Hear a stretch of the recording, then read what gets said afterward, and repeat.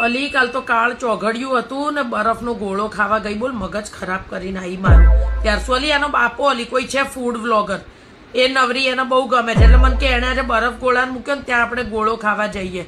તો અલી બરફ ગોળો કોને કહેવાય? અલી 4-5 કલર હોય એમાં કોક ભાઈ તમે ખસમાં કે ગુલાબમાં કે ચોકલેટમાં તેમાં બોળી ના લે, તમે 2-5 રૂપિયા વધારે આલો તો એની ઉપર તમને આઈસ્ક્રીમ મેલી ના લે, એનો બરફ ગોળો કહેવાય.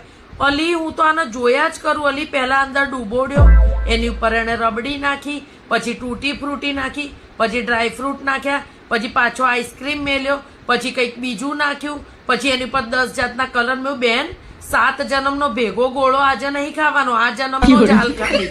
અને બંધ કર બેન, હું તને આમ કરતા જોઈને મને થાક લાગી ગયો. બોલ. અને આન બાપુ તો પાછો રસ લઈને કે કેટલું સરસ ટોપિંગ કરી. અમે તમે ચૂપ રહો ને તો બરફની જગ્યાએ તમને છીણી નાખે. મેં કીધું બેન અમે લોકો છે ને અડધો કલાકથી ઊભા જાવ, બંધ કરા બધા નખરા. ખાઈ લીધો ભાઈ, આ જોઈને અમે ધરાઈ ગયા. અલી એટલો ઉકેડો કરીને એને ડીશમાં આલ્યો ને તું જોવે તો મને તો એવું થઈ ગયું કે હવે આ આખી સિઝનમાં હું ગોળો ખાવા નહીં આવું. બોલ.